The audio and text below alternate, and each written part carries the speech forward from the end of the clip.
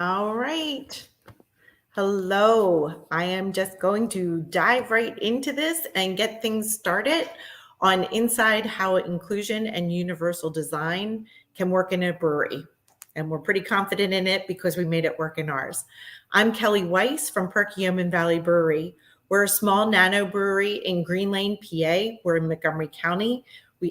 Green Lane, fun fact, is the smallest town in Montgomery County.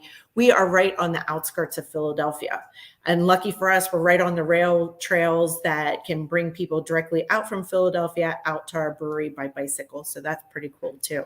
It kind of keeps in with our aesthetic and our way of brewing out here. We like to brew traditional beers, and we also like to brew foraged beers.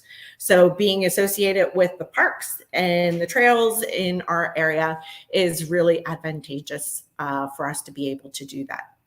A little bit about myself. I'm Kelly Weiss, as I said. I am one of the owners of Perkiomen Valley Brewery, along with my husband, Tom, and our sons, Noah and Jonah. Noah and Jonah are on the autism spectrum. And this month, April, is Autism Awareness and Acceptance Month. So I want to give an extra little shout out to them.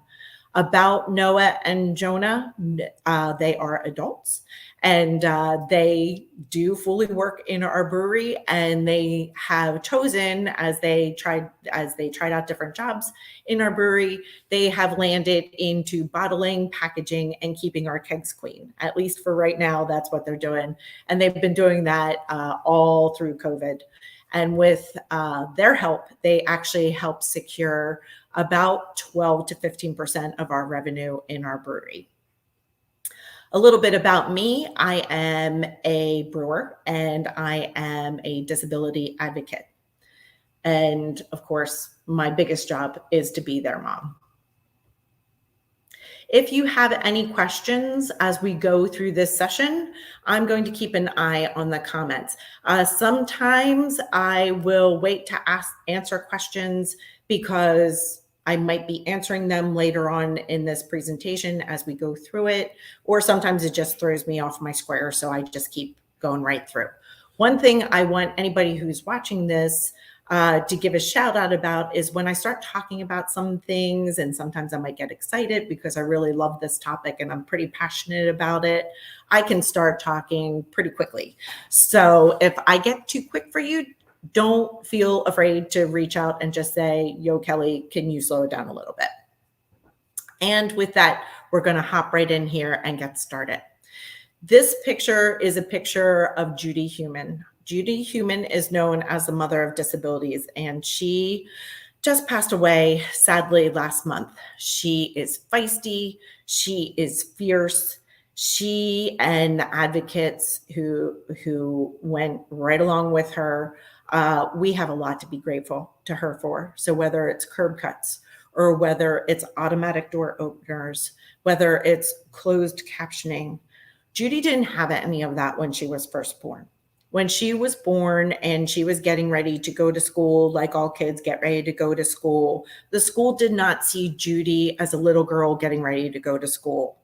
They saw her as a fire hazard. Now, even though we're looking at Judy and we see her age and we're thinking, oh boy, we've come a long time since then. Sadly not. So I wouldn't say super recently, but also not long ago, in around 2014, 2015, disability advocates went out to Harrisburg, Pennsylvania to advocate for basic needs for their health care not to be cut. And they got a pretty feisty group of advocates out there to advocate on that behalf.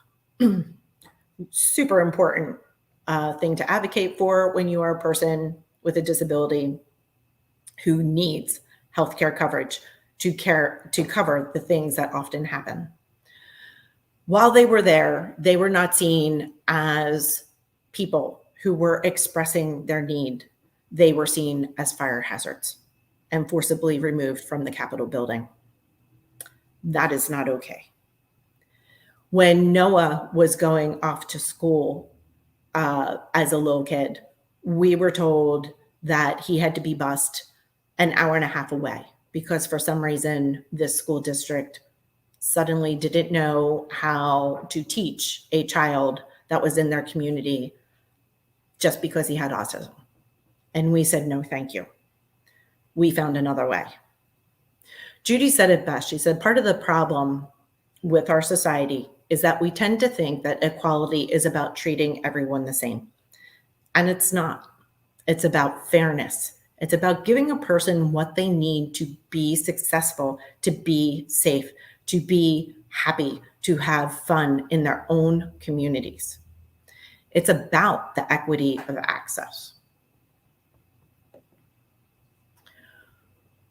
We believe in universal design, first and foremost. And universal design, even though it sounds like, some really fancy thing, here is what it's about. It's about taking a space and contorting and transforming that space to meet the needs of your community. It's not asking the person to contort and conform to meet the space. It's about making the space do that work to allow the person of all different abilities to enter that space and be with their community. Inclusion is not a strategy to help people fit into the systems and structures which already exist in our societies. It's about transforming those systems and structures to make it better for everyone. And really, I cannot think of one thing that didn't begin in the disability community that hasn't helped the community at large.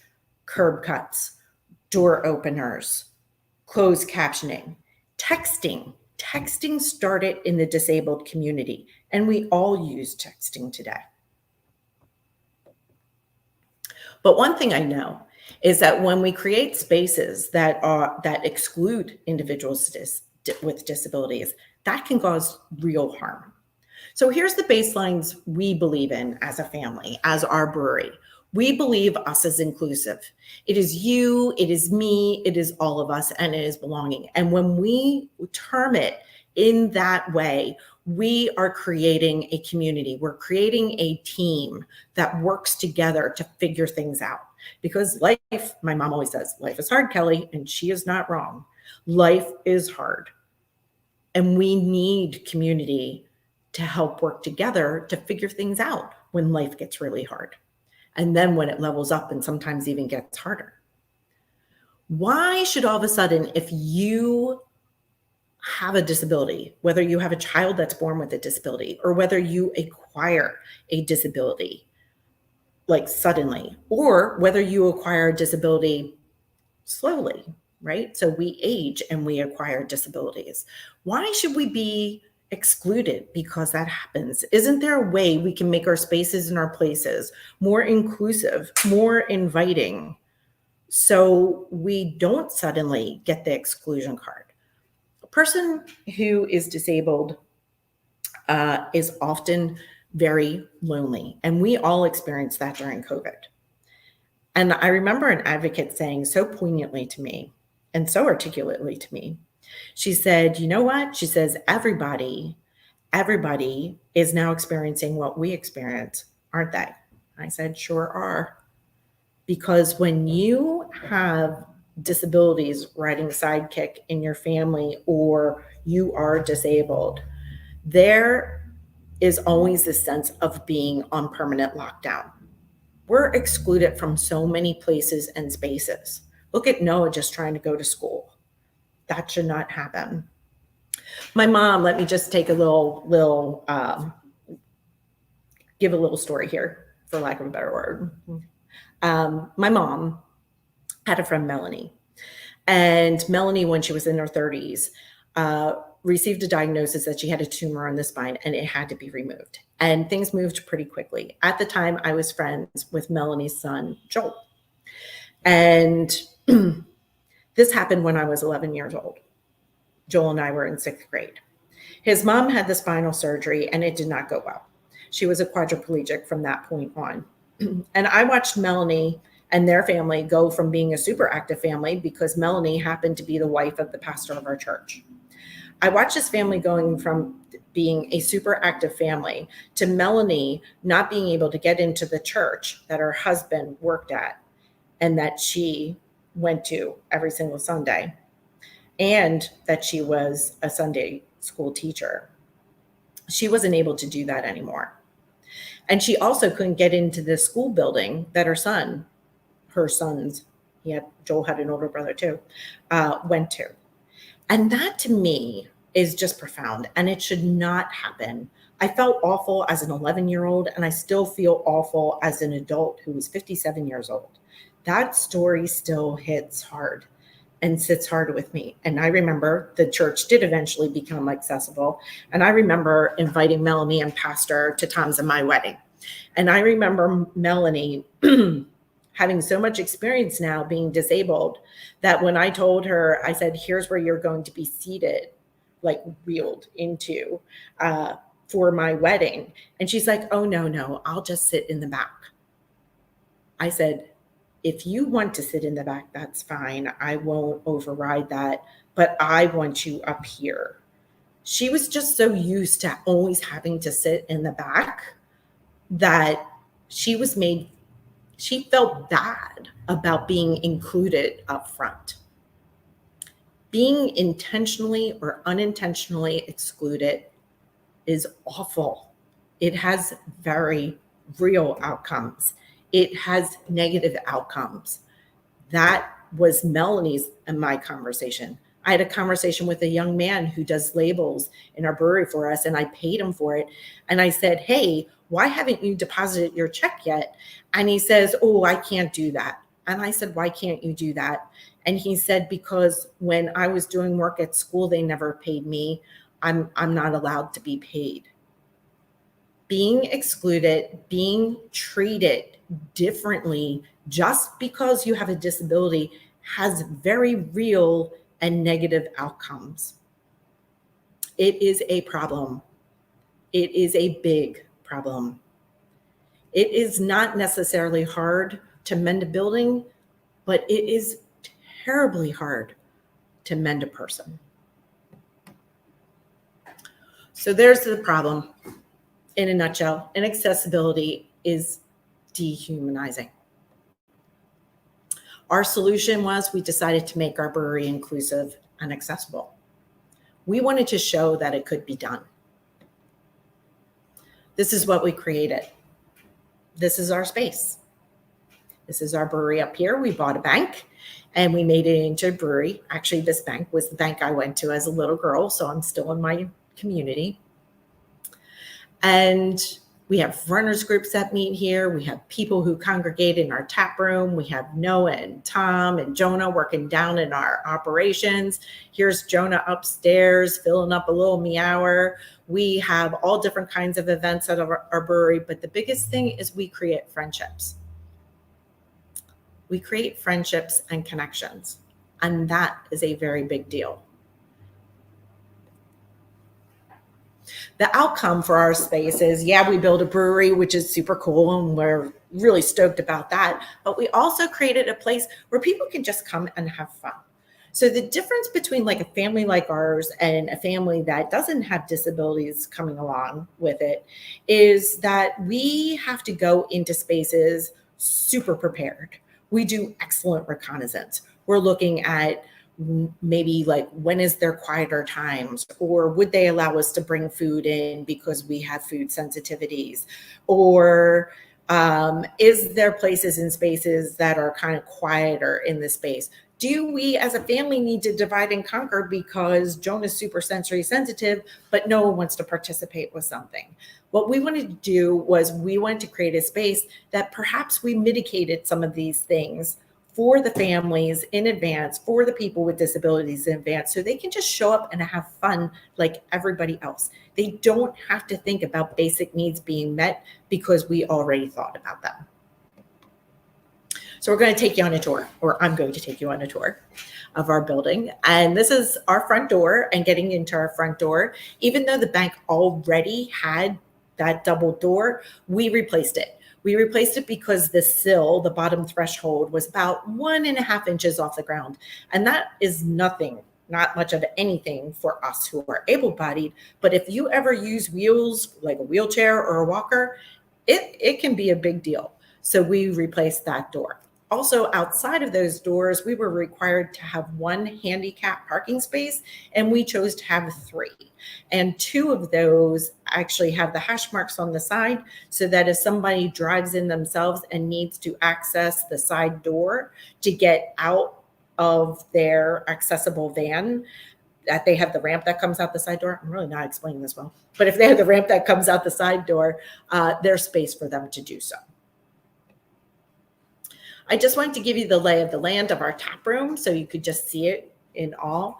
And what I want you to take away from this slide is that you can really build in accessible features into any aesthetics. So many people are afraid that accessibility will make something look like a hospital or clinical. We have built in our features so well that now we have to point them out to people, which is super awesome that we have to do that. So here we are. I want you to pay attention here to the different types of seating that we have available. So a lot of times, like places that you go into, they have an aesthetic. There are a variety of different seatings that you can get. We're kind of kitschy and kind of eclectic. So this just pulled right into our aesthetic, and it ended up saving us money.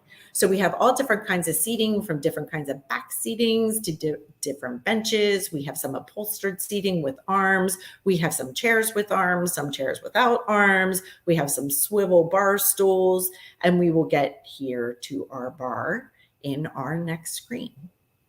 One thing I love about our brewery is that people are so comfortable in our brewery, they actually move our furniture around as they deem fit. And if somebody comes in and absolutely has a need, and somebody is sitting in a chair that might be more helpful for that person, it is so common to see somebody just get up from the chair and say, here, you can have my chair, which is so refreshing when you hear people squabbling over things like that in other environments all the time. Not ours. People get up, they move, and they say, here, you can have it, which I absolutely love. Again, it's that building of a community, building of a sense of problem solving together so everybody can enjoy the space. Our bar, Melanie would probably be appalled, but there's two things in our space that are definitely, Melanie was my muse.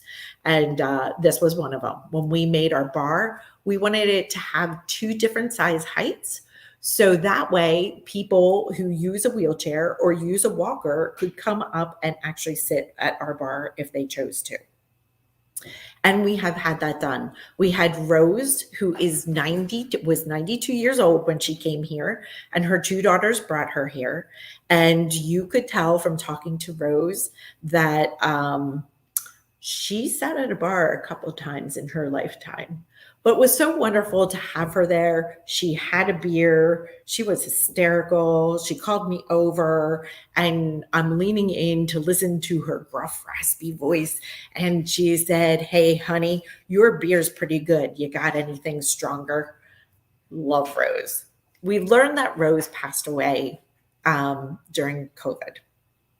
And for me, as sad as that was, it also made me feel so good that Rose could mosey up to that bar another time because we planned for someone like Rose to come in our door before she even got there.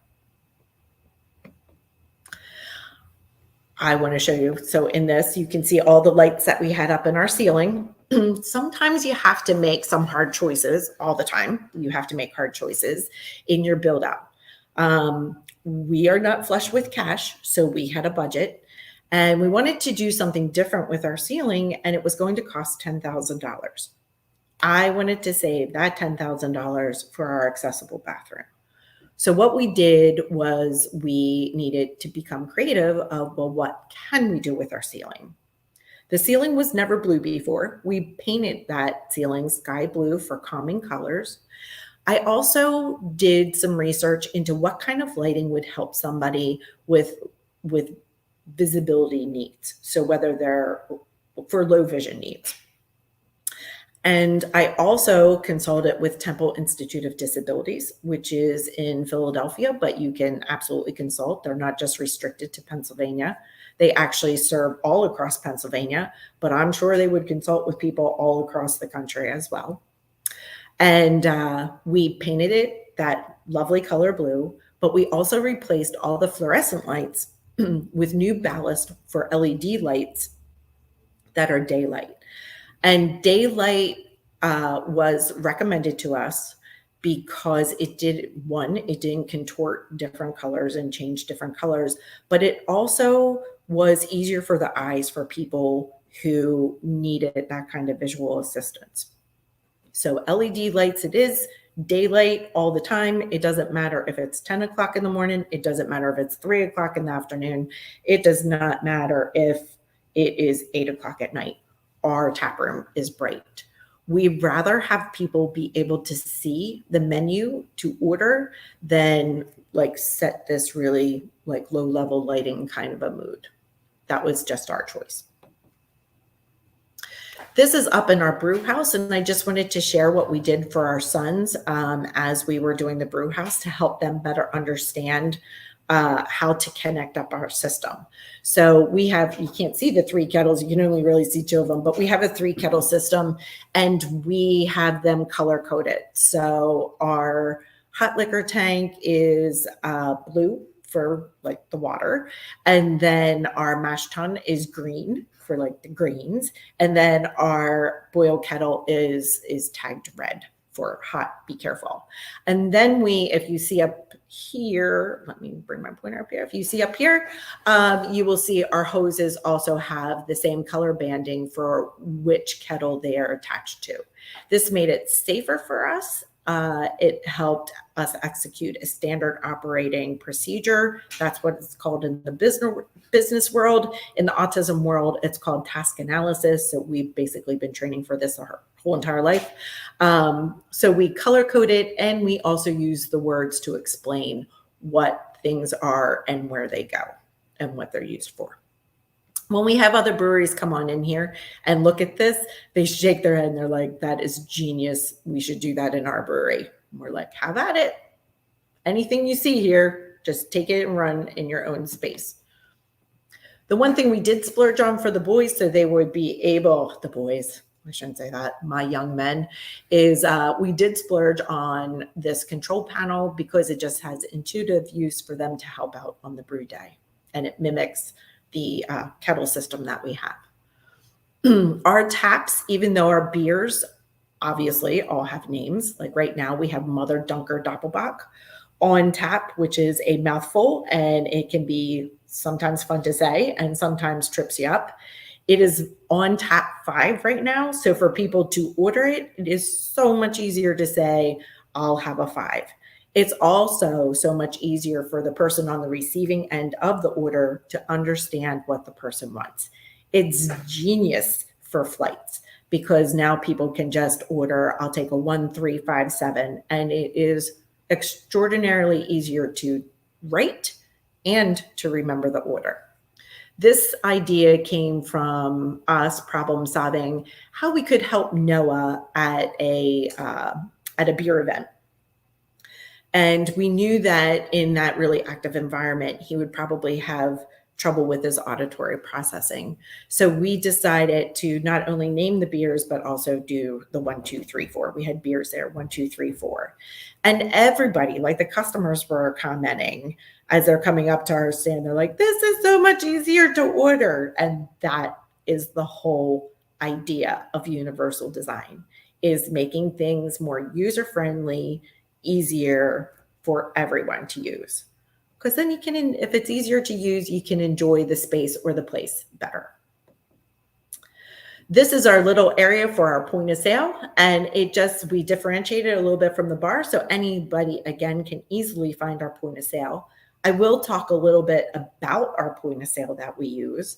We chose one that we could import pictures to, again, to give an assist for Noah and Jonah, but also any other employee that we might have come in. It's easier to use the pictures. It's why fast food places do it. I was pretty shocked, and I am going to put here, as a disability advocate, let me reword that. I wasn't pretty shocked. I was astounded and shocked that there weren't more choices for us for point of sale. Most point of sales at that time we were looking did not allow for pictures to be imported. And I think that that is something that those businesses should really look at doing, because it could really be beneficial for the people who are using it. I don't know if you can see this very well, but I wanted to give an example of our menus. Our menus, we use dyslexic friendly font. And though it may be really hard to see, the font that we use is dyslexie. And dyslexie, we won't mean anything for people who don't have that need. But for people who do have that need, we literally will hear at least once a month, why can I read your menus when I can't read anyone else's? And we'll say it's dyslexic friendly font. And they're like, that's why. As a disability advocate and one that did a lot of work in the school system, a reading disability is the number one disability that people cannot see. There are a lot of us with a reading disability. So if you can incorporate this into your place, your space, your signage, even on your labels, it is good to do, because you want people to be able to read what you have so they can order from your menu and not have to either rely on somebody else or guess. So sometimes you'll have somebody come in to, like I did serving back in the day in restaurants, you would have somebody come in and they don't really look over the menu very much. They'll just ask you like, oh, do you have chicken Parmesan on? And sometimes it's because the person has a disability, so they're guessing what's on the menu. If you prepare for them in advance, they don't have to guess what's on the menu. They can order off your menu just like anybody else can. This white building over here in our brewery is our sensory room. That's what we call it. That's what we call it in the autism world, is the sensory room. Let's go on inside, take a look. In our sensory room, first of all, I'm going to back up a little bit. And you can see we have tile flooring out in our main area. It's easy to clean. It's easy to roll on, meaning walkers, wheelchairs. We chose to switch it out. We chose it because we wanted a flooring that would absorb some sound, and we also put cork underneath that flooring to absorb additional sound. We have noise canceling headphones. We have seat cushions that you can either use in there or you can take throughout the brewery. We have a little book nook. We have games. We have a fish tank for calming. We have a calming pink color in there. And we also have this bin, which I transformed an ice bin into what we call a sensory bin. Right now we have beans in it, which the kids absolutely love playing in it. What they don't realize is as they're playing in it, they're also getting deep pressure in their hands, which is a calming feature. But what I wanted to share about this little space, that even though it is kind of a little outside of the tap room, we still wanted it to be inclusive and part of the tap room. So you have that little bit of buffer from maybe all the excitement and everything that might be going on out in the tap room, and you have access to seeing everything because you don't want to be like caught off guard by anything. But at the same time, you're kind of nestled into your own little safe space. But we didn't just keep all the sensory things only to that one part. We pulled it into the tap room as well. So back in this back area, we have two things. One thing that you can't see off screen is our actual vault. You know, we are a bank. And what we did was we made that vault into an extra quiet space. And that is for people who really, really would prefer to be more alone, whether they're reading or whether it's just a preference. And also nursing moms really like to be back in that space. So when they come out with all their friends and they happen to have little babies along with them, they can pardon themselves, and they can either, if they want to nurse in the tap room, that's perfectly fine. But if they want to be a little bit more private, if that's their nature, they have that space in our vault to do so. This area back here is just more of the tap room with some comfy seating. And this, we got a chalkboard from somebody who was pretty excited for us to open up. And I think the person expected us to use it to write, you know, the beers that we're going to be serving on it. But instead we put it in our floor. And it is very common to have people of all ages drawing pictures and writing messages to us on the chalkboard and the floor. It's super cool. I kind of want one in my house. Our bathrooms, we have 2 bathrooms that came with the bank that we just redid. And the biggest thing, and this is again, Melanie was my muse. This is our accessible bathroom, fully accessible bathroom. This was one that I absolutely 100%, no matter where we did a brewery, wanted to have this as a feature, because it is a big pile of no fun if you are a family who has a bathroom need and you're just fretting it the whole time that you're there. For our family, it was just having Noah and Jonah go and use a bathroom themselves, because some people still don't know about autism and don't know what that might look like in certain environments, and they might just treat Noah and Jonah not great in a bathroom situation. So there I am as a mom with adult sons, white knuckling it outside the door. Also, if you are a family who has somebody that they love, whether it is a child, whether it is a friend, whether it is one of their parents who has some toileting needs, you should not have to leave fun. You just should not have to leave fun, because places and spaces do not have a place where you can use a bathroom just like everybody else.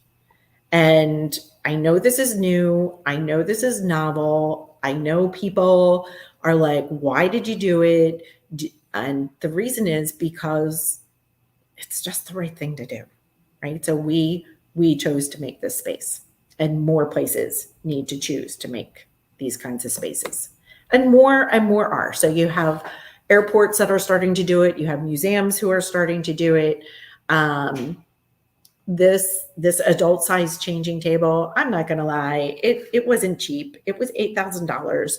I personally think that that states should have some way to grants to smaller businesses to be able to build more of these. These should not just be in spaces and places that are indoors. You need to think about it even broader than that, about being out on the trails, because just because you have this kind of toileting need doesn't mean that you can't be out on the trails, right? Whether you're using your own bicycle or whether you are being pulled along, somebody else is bicycling and you are in one of the carts, like behind the bicycles, you might still have this need. This just needs to happen in more places and more spaces. That's my soapbox about inclusive, accessible bathrooms. Now let's take a look at ours.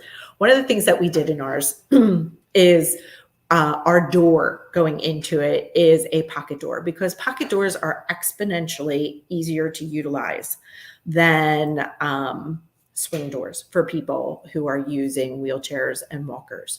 We also did another search about what kind of hardware can we use on this door to make it easier for people to use. And this door handle is magnetic. So when it goes closed, it clicks, and then you just have to bop it on the top to lock it. It is so much easier than a twisty doorknob. And it's even easier than a lever doorknob in some ways. Of course, we have the adult size changing table in it, and then all the features you would expect in an accessible bathroom. I have a fun story of when we got inspected by our local Department of Health.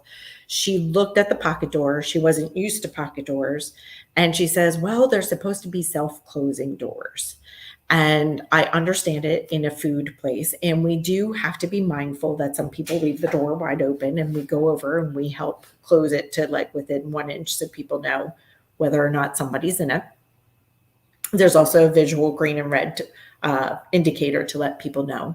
But it is a novel door, so sometimes people struggle with it. But anyway, going back to the Department of Health, she's looking at this, and it's clear across our tap room from our bar. So it is away from our bar and anything that the Department of Health should be worried about.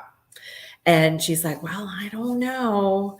And my advocacy just kicked in because I know that that is a policy the Department of Health has. It is not the law. And those are two different things. Policies can be changed. Well, laws can be changed too, but policies can really, and regulations can be changed. And I said to her, I said, I know it's technically not a self-closing door when people forget to close it. I said, but this is what we do. This is our standard operating procedure to address that situation. I said, and if you're going to write me up, it's okay. I understand that you're going to write me up. I said, but you also better be ready to be in the newspaper because this pocket door is easier for people with disabilities to use. And that is the important part here. More important than an outdated policy. We believe the future is accessible. And apparently, so do some of our customers because that's some of their artwork there. And we also feel that you feel as good as you treat others. We talked a lot about the human capital about it, how it impacts us directly, how it impacts others. But we didn't really talk about the money feature of it, the money feature, the money capital, the money portion of it for businesses. So let's start with some of the statistics. 1 in 4 people have a disability, 1 in 4. Over 2,600,000 adults in Pennsylvania have a disability. And across the nation, there's $490 billion in spending power from individuals with disabilities. That's a lot. When we were going for our SBA loan, pre-COVID times, we were going for a very competitive SBA loan. And we went to our mentors, our business mentors, and we had like kind of a Shark Tank session with them. And the one mentor said, I think you really should dial back your disability talk. It's off-putting. It's going to scare them away. And that's when Tom put his hand on my knee to keep me from like jumping across the table. And that mentor looked at me and said, it looks like I pissed you off. And I said, you sure did. I said, 1 in 4. And he said, what? I said, 1 in 4. He said, I don't know what that means. I said, you sure don't know what that means. And it's telling. I said, 1 in 4 people have a disability, but it's not just about that one person who has a disability. It's about all the people who love and support that person as well. I said, go ahead, leave all that revenue outside of your business. I'm going to make a door and I'm going to make a place in space that they are welcomed in, and I'm going to welcome them in my space. I have you know that when we went for that loan, there was a pretty hefty weekly wait. Like, I think it was like 2 weeks and you might hear back from them. I wanted to check. I'll explain that. I'll explain this side in a little bit. But our person who was helping us acquire the loan, like try to get the loan, she said, listen, Kelly, you'll probably hear from them in like 2 weeks and they'll probably need more information.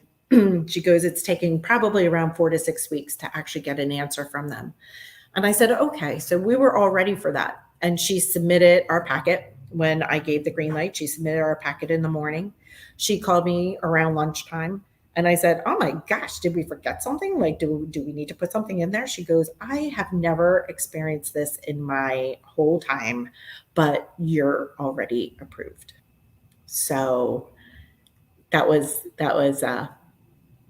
a pretty amazing, that was a pretty just reassuring and amazing experience. And I just wanted to share that all with you because it can actually help you get funding. Like, some people are worried about the funding aspect of their projects. And if you show that you are doing this to make your place accessible and inclusive, it can actually help you get funding, and even in very competitive times. So you'll see these two screens. I was using dyslexic friendly font. This is not the dyslexic friendly font. I wanted to give you 2 examples, but it didn't show up in this presentation. I'm sorry. However, I did want to address using that font again and have you just drive home the part of, like, think about the things you do in your businesses, in your places, in your spaces. Think about how you communicate your information on your menus. And even when we're talking about beer labels and everything else that comes with our industry, just try to think about How can this come across to people that might have a different way of reading and perceiving information? Are there ways that you can address that? Some people have been doing that through QR codes a lot, so that's another way to get your information across. But let me be very direct as far as business planning. If you are neglecting accessibility and not addressing it in your business plan, I kind of just think that's plain old bad and sloppy business practices. Why would you knowingly exclude this large slice of the pie? It just doesn't make any sense to me whatsoever. So how did we know how to do this? It might help. Ooh, this slide's really small. It probably helps that I am neurodivergent as well, but I don't think you have to be neurodivergent to be able to do this. It definitely helps. However, it's as easy as asking the question, if I had this kind of need in this environment, what would I need in order to be safe in this place, be able to access this place, and be able to enjoy this space? What would I need? So you just have to question it. And then you have to have that willingness to dig in and find the answers. And if you don't know it, ask the people who are the experts. Ask people with disabilities. Don't be afraid to reach out to them. Search engines, of course, are your friend. I always say Google is your friend. Google has been a lifesaver for me. I know that. You can absolutely look up the ADA. You can drop down the whole thing. You can go into their search bar and search for any of the dimensions or anything that you might be looking for. You can ask your local grassroots disability groups, and you can also ask caregivers. We're all out here. 1 in 4 people have a disability, and there's lots of us who support people with disabilities. We're all around you. We are in every community. You can find us. You just need to look for it. I want you to remember, as we close this out, that the distance between 2 points is always under construction. So even when you think you're done, you're not done. You can always learn something new. And as you're learning something new, think of it and think about how you can make it accessible. How you can make it accessible for my family, for your family, for people with disabilities, for people who may acquire disabilities. And with very good fortune, all of us will become disabled, meaning we will grow old and our sight will grow dimmer and our hearing will grow dimmer and our mobility might not be so hot. So how you are choosing to prepare today for people with disabilities who are in your community is ultimately saying how you want to be treated when it becomes your turn. So I just want to thank you for spending, I'm going to squeeze this right in here. Thank you for spending some time with me this afternoon. If you have any questions, feel free to reach out to me at kelly@perkiomenvalleybrewery.com. If you want to hire me for some accessible design consulting, you can certainly do that too. You can find our brewery, Perkiomen Valley Brewery, on Facebook and Instagram. And you can also stay tuned for TikTok. We're going to start doing that as well. Our webpage actually is under construction right now to make it more accessible, but our old webpage is up there if you want to learn about us. Thank you again for spending time with me this afternoon. I really appreciate it, and I hope you can take some of these ideas and incorporate it in your places and spaces. Bye.